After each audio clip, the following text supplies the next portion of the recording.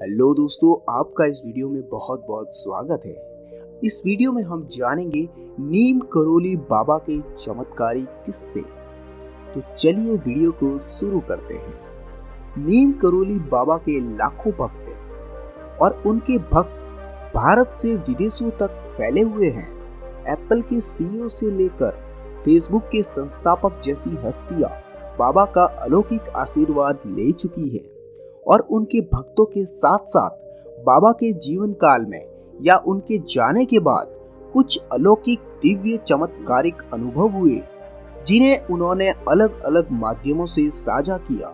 बाबा के भक्तों के इन दिव्य अनुभव में से कुछ उपलब्ध किस्सों को मैं आपको आज इस वीडियो में सुनाने जा रहा हूँ। तो चलिए शुरू करते हैं। जब भंडारे में घी की कमी पड़ गई, बाबा नीम करोली के धाम कैची धाम में हमेशा भंडारे चलते रहते थे और आज भी चलते हैं। बाबा के आशीर्वाद के द्वारा सभी भक्त तृप्त होकर अपने इस भंडारे का अनुभव लेते हैं और प्रसाद को ग्रहण करते हैं। एक बार अचानक भंडारे में घी की कमी पड़ गई। बाबा के एक सेवक परेशान हो गए कि अब क्या करें। तभी वे नीम करोली बाबा के पास गए और उनको सारी समस्या बताई।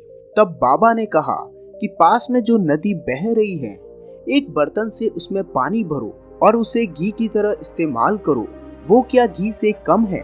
सेवक बाबा का आदेश मानते हुए पास ही में बह रही नदी से एक बर्तन में पानी भरा और वो देखते हैं कि वो पानी तो घी में परिवर्तित हो गया और उसे देखकर वो हैरान हो गया। किस्सा नंबर 2। बाबा का चमत्कार देखकर एक विदेशी बन गया रामदास और लिख दी मिरेकल ऑफ लव। रिचर्ड अल्पर्ट नामक अंग्रेज जो हार्वर्ड यूनिवर्सिटी के प्रोफेसर थे, वे मनोविज्ञान में सहायक प्रोफेसर थे। मनुष्य को भ्रमित कर देने वाले रासायनिक नशे जैसे एलएसडी पर अध्ययन करते करते वे खुद एलएसडी के आदी हो गए थे। उनका मन अध्यात्म पर भी था। अध्यात्म की खोज में वे भारत में आए और उनकी मुलाकात बाबा नीम करोली से हुई। उसने बाबा को एक साधारण बाबा समझकर उन्हें बहुत सारी एलएसडी की गोलियां खाने को दी। बाबा सारी एलएसडी गोलियां खा गए, उन्हें कुछ भी असर नहीं हुआ। बाबा का ये चमत्कार देख रिचर्ड अल्पर्ट बाबा का शिष्य बन गया। बाबा ने रिचर्ड अल्पर्ट को ये संदेश दिया कि इस नशे में कुछ भी नहीं रखा है, नशा करना है तो अध्यात्म का नशा करो। बाबा ने उसे रामदास का नाम दिया। रामदास ने बाबा के चमत्कारों पर आधारित एक पुस्तक लिखी जिसका नाम मिरेकल ऑफ लव रखा। रामदास ने सेवा फाउंडेशन और हनुमान फाउंडेशन नामक संस्थाओं की सहायता से भारत और विदेशों में अध्यात्म से जुड़ाव और जन कल्याणकारी कार्य किए। किस्सा नंबर 3। कुएं का खारा पानी मीठा हो गया। नीम करोली बाबा का जन्म फरीदाबाद में हुआ था। कहते हैं फरीदाबाद में एक कुआं था जिसका पानी बहुत ही खारा होता था। एक बार बाबा फरीदाबाद की यात्रा कर रहे थे। किसी ने बाबा को बताया कि यहाँ पे एक कुआं है और जिसका पानी बहुत ही खारा है। तब बाबा नीम करोली ने अपने एक शिष्य को कहा कि इस कुएं में मुट्ठी भर चीनी डाल दो, और तभी शिष्य ने मुट्ठी भर चीनी उस कुएं में डाल दी और उसके बाद में उन्होंने जैसे ही उस पानी को चखा तो पानी मीठा और पीने योग्य हो गया। किस्सा नंबर 4। बाबा के चमत्कार से बन गया बाबा लक्ष्मण दास पुरी स्टेशन। ये किस्सा बाबा का बहुत ही फेमस किस्सा है। एक बार बाबा ट्रेन में यात्रा कर रहे थे, तभी बीच यात्रा में टिकट चेक करने वाला टीटी आया और बाबा नीम करोली महाराज के पास में टिकट नहीं था। तभी टीटी ने गाड़ी को रोककर बाबा को बाहर कर दिया। बाबा वहीं किनारे आसन लगाकर और जमीन में चिमटा गाड़कर वहीं पे बैठ गए। उसके बाद में रेलवे स्टाफ ने जैसे ही गाड़ी आगे बढ़ाने की कोशिश की, तब गाड़ी बिल्कुल भी चलने को राजी नहीं थी। स्टाफ के काफी कोशिश करने के बाद में भी ट्रेन नहीं चली। रेलवे अधिकारियों ने एक इंजन की बजाय 2 इंजन भी लगाए, लेकिन ट्रेन चलने का नाम ही नहीं ले रही। तभी वहां पे रेलवे के बड़े अधिकारी आए और वे बाबा को जानते थे और उन्होंने बाबा से क्षमा मांगी और उनको सम्मान देते हुए एक स्पेशल कोच में उन्हें सम्मान के साथ में बिठाया। और जैसे ही ट्रेन को स्टार्ट किया, ट्रेन आगे की तरफ बढ़ गई। बाद में रेलवे ने वहां पर एक स्टेशन का निर्माण किया जिसका नाम बाबा लक्ष्मण दास पुरी स्टेशन रखा गया। किस्सा नंबर 5, गुफा गायब हो गई। इलाहाबाद के एक भक्त की कथा है जिसमें वे बताते हैं कि 40 साल पहले रात में वे कहीं पे जा रहे थे और वो अपना रास्ता भटक गए। अचानक उनको अंधेरे में एक गुफा दिखाई दी जहां पर उजाला हो रहा था। जब वे गुफा के पास गए तो उन्होंने देखा कि गुफा के अंदर महाराज जी बैठे हुए थे। महाराज जी ने उन्हें भोजन करवाया और उसके बाद कहा कि तू रास्ता भटक गया है, तुझे उस तरफ जाना है।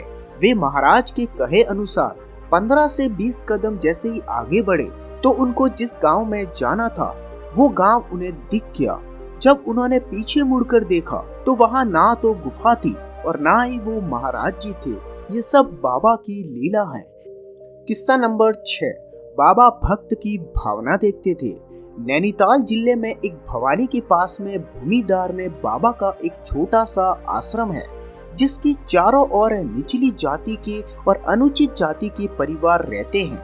एक दिन बाबा अपने इस आश्रम में आए थे।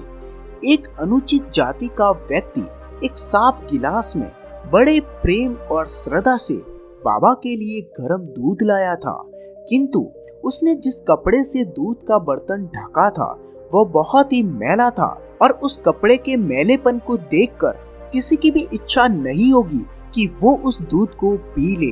किंतु बाबा ने बड़े ही उतावले के साथ उस गिलास को लिया और कपड़े की तरफ ध्यान न देते हुए और बड़े ही प्रेम से उस गरीब को देखते हुए पूरा दूध घटक गए। बाबा की नजर उसकी गरीबी में नहीं, उसकी भावनाओं में थी। किस्सा नंबर 7, गाड़ी पास हो गई। बाबा का ये चमत्कार वाला किस्सा आपको जरूर सुनना चाहिए। एक दिन की बात है, बाबा जी का जो ड्राइवर था वो कार कानपुर में चला रहा था तो कानपुर की गंगा पुल पे एक ओर से यानी कि सामने से बैलगाड़ियां भारी बोझ के साथ में आ रही थी। तो ड्राइवर ने सोचा कि अब हमारी गाड़ी अवश्य इनसे टकराएगी और हमारी कार का बहुत ही भयंकर एक्सीडेंट होगा। इतने में बाबा जी ने ड्राइवर से कहा कि तू बस आंखें बंद कर ले, सब मैं देख लूंगा। जब मैंने थोड़ी देर के लिए आंखें बंद करी और बाबा जी के कहे अनुसार जब मैंने आंखें खोली तो बैलगाड़ियां आराम से पार हो गई थी। न हमें कुछ हुआ न उस बैलगाड़ी को कुछ हुआ। वैसे वह पूरी सड़क को घेर कर चल रही थी। और ड्राइवर बताते हैं कि जब बाबा जी को कहीं जाना होता है तो वो कहते हैं कि उनके खास ड्राइवर जिसका नाम है युधिष्ठिर, उनको चाबी दे दो और तुम खाओ पियो और आराम करो, पर गाड़ी युधिष्ठिर चलाएगा। मैंने उनकी अलग अलग गाड़ियां अलग अलग स्थानों में चलाई, कभी पेट्रोल की जगह पानी भी भरवाया, लेकिन फिर भी गाड़ी रुकने का नाम नहीं ले रही थी। गाड़ी तो बस कभी रुकती ही नहीं थी, बस चलती रहती थी। पर उनके साथ के चमत्कारों को कहने की हमें इजाजत नहीं थी, बस उंगली को अपने मुंह में लगाकर चुपचाप रहने को कह देते थे। तो दोस्तों, ये थे नीम करोली बाबा के कुछ किस्से जो हमें बताते हैं कि आज भी बाबा कहीं न कहीं जिंदा है। नीम करोली बाबा के और किस्सों को सुनने के लिए इस चैनल को अभी सब्सक्राइब करके बेल आइकन जरूर दबाएं। मिलते हैं आपसे नए किस्से के साथ। आपका अपना बहुमूल्य समय देने के लिए बहुत बहुत धन्यवाद।